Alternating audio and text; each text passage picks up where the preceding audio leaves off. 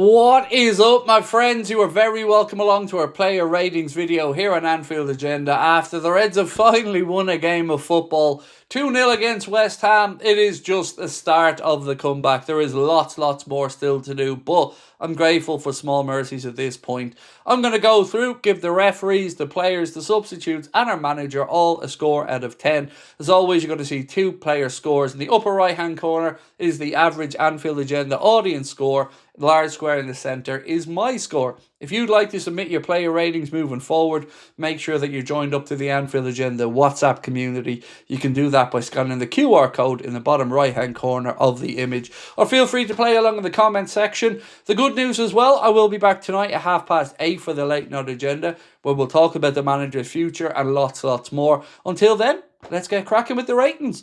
Right, going to start off with the referee. Another terrible refereeing performance, I've got to say it. You know, there was a free kick that should have been given to us in the first half, right on the edge of the box, for a challenge on Ryan Gravenberch. The ball wasn't gotten, the player was taken out of it, free wasn't given, and so many other little niggly things. Look, I don't really blame the referee for the red card for Paqueta because he just wouldn't shut up giving him lip. But ultimately, I do think it's just another averagely poor performance from a referee. So I'm giving him a 4, and the audience have gone a bit higher with a 5.6. I just don't think referees are very good, to be honest with you. And Darren England today, he just looked very picky for my liking.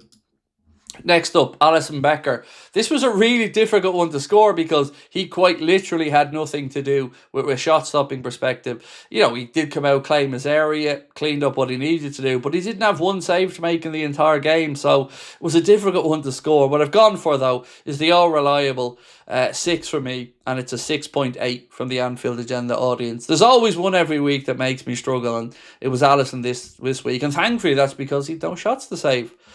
Next up, Milos Kerkez. Look, he's come in for a lot of criticism and critiquing. Sam Wallace of The Telegraph has said there's some unrest in the Liverpool dressing room over the fact that he is starting some games over Robertson. But today, I think Milos did pretty well. You know, it looked like there was a better understanding down the left side between himself and Cody Gakpo today. So for me, I thought it was probably one of the brighter performances of Kerkez's tenure so far at Liverpool.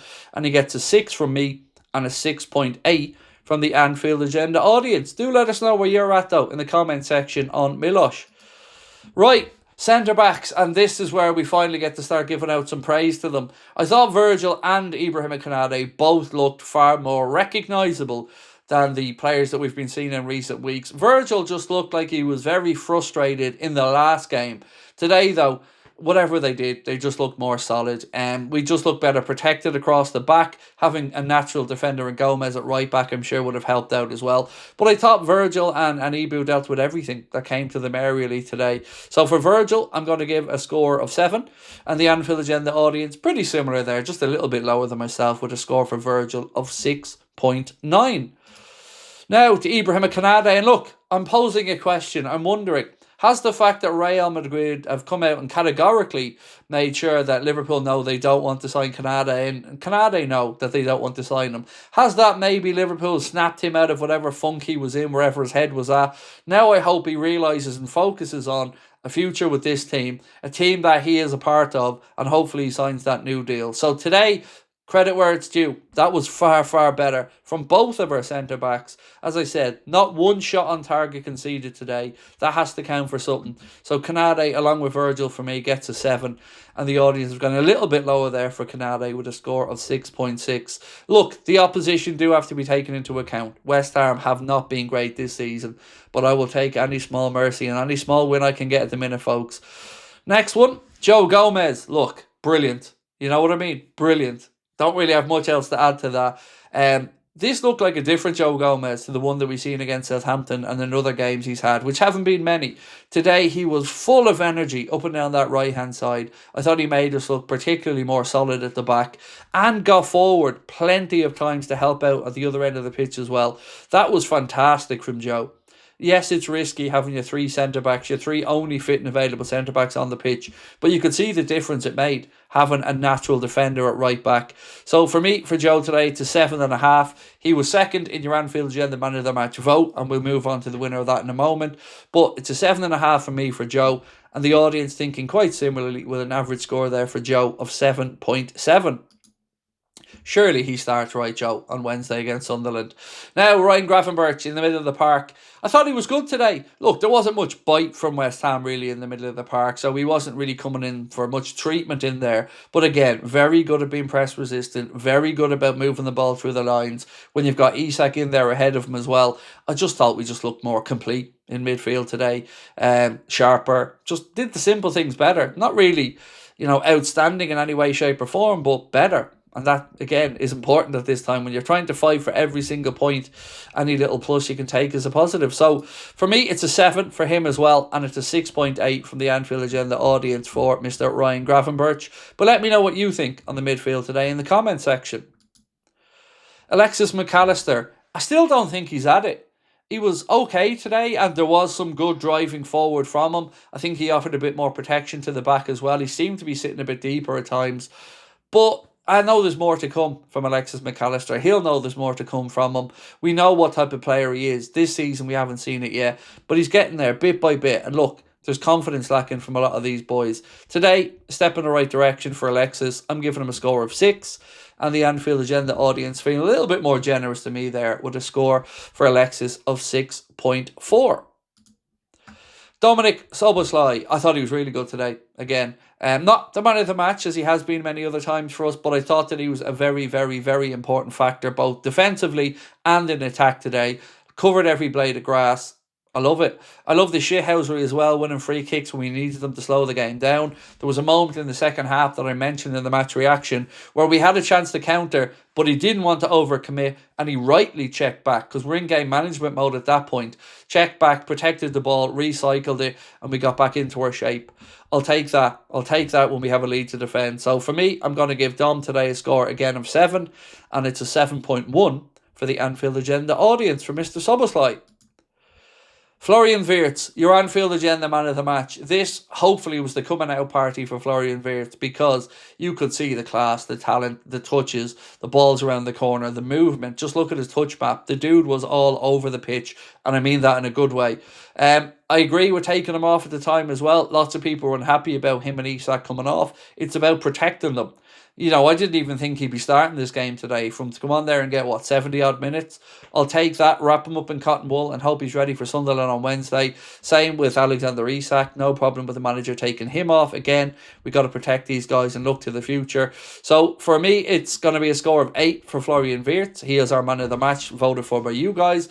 And 8.3 is the average score from the Anfield Agenda viewers. In the comments, though, if you haven't contributed to player ratings, do let me know your score for Florian, as I'd be very interested to read it. Cody Gakpo. A couple of people were mentioning why wasn't he in the man of the match poll. The man of the match poll is judged on a few different metrics, average scores from across different platforms, our own average scores submitted by you guys. And look, it was good today from Cody with regards to what he contributed to the team. He got himself a goal, he got himself an assist. And more importantly, they weren't getting in each other's way, him and Milos Kerkez down the left.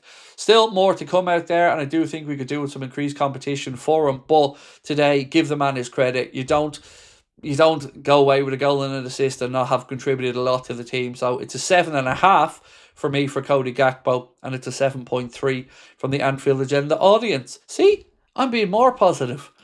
Right, next up, ISAK. I want to talk about ISAK in the same way I talk about Salah, and what I mean by that is, he's the type of player who, yes, he might not be creating 15 chances a game. He might not be doing everything he can to run down, chase down defenders. But when the ball drops in the penalty area, can he stick it away, even if there are limited chances? Today, the answer to that was yes. Gakpo pulled the ball back, and it was an instinctive first-time finish, passed it into the corner, past Areola. How many times before have we said that about Mohamed Salah? He might not be in the game as much as we'd want, but the ball drops to him, he has a chance and he scores. The greats do that. Hopefully this is the start for ISAK, because it is just that. It's a start. It's his first Premier League goal for the Reds. Hopefully there's many more to come. So for me today, I'm giving him a 6.5. Yes, he got the goal, but like I said, can do a little bit more for the team as well, and I'm sure that will come with match fitness and sharpness. The Anfield Agenda audience average score there is 7.3 for Mr. Alexander Isak. Next up, Ugo Ekitike. A lot of people again asking why he didn't start. I'm sure it was probably to do with the back spasm, and again the manager not wanting to put too much of a workload on the players and make it any worse. He came on, he put himself about. I don't really think he did all that much, in all honesty. I thought it was a decent little cameo, but nothing to write home about. So for me, I'm giving him a score of 6. And the Anfield Agenda audience, I'm not too far away from my level of thinking there, with a 6.2 for Mr. Hugo Ekitike. Now, Jones.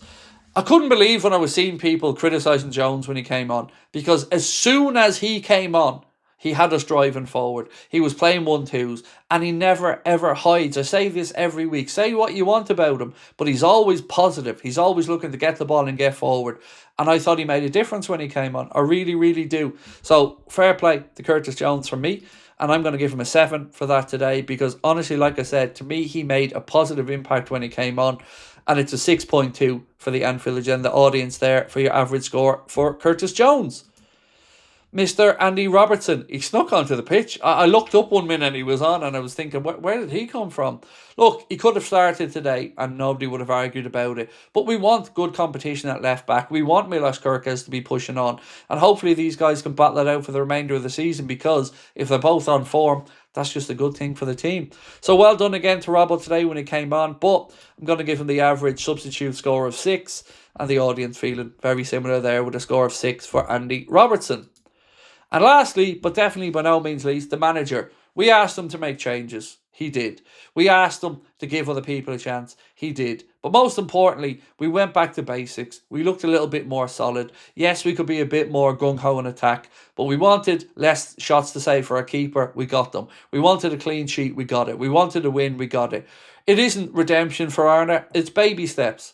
But baby steps are important. It is moving back in the right direction. We had suffered back-to-back-to-back 3-goal defeats. Today we went away to a team that, yes, aren't in very good form themselves, but he had to stand up and make a difference. He made some big calls. That gets credit from me, but he needs to back this up with a win on Wednesday. Then we need to back that up with a win at Leeds. Then we'll start talking about redemption. But for now, it's one step in the right direction, but a very welcome step nonetheless. So for me, I'm giving Arne a score of 7 for today, because he did make the changes we'd all wanted, and credit to him for that. And the audience has gone a little bit lower there with a score of 6.6 from the viewers for Arne. Now look, that's it for the Anfield Agenda player ratings video. But like I said, tonight I'll be back at 8:30. I'm going to want your take, because we're going to be asking how you're feeling now about the manager. Has this changed your opinion? We'll have a few polls as well tonight. We'll talk about the future. We'll look ahead to the game coming up. And of course, we'll talk about the transfer window as well. So ladies and gentlemen, I appreciate your support today. Once again, you can see the channel's trending in the right direction. If you can, please do hit that subscribe button. We're only 45 subscribers away from 362,000. I'm so much happier to be on here with you guys to talk about a win rather than another grueling loss. And I'm not losing my mind. We aren't back, but baby steps. I'll take any small mercies we can get at this point. So well done to the boys today. Now it's time to back that up on Wednesday, and then hopefully we start to creep back up that league table. We'll talk tonight. Bye-bye.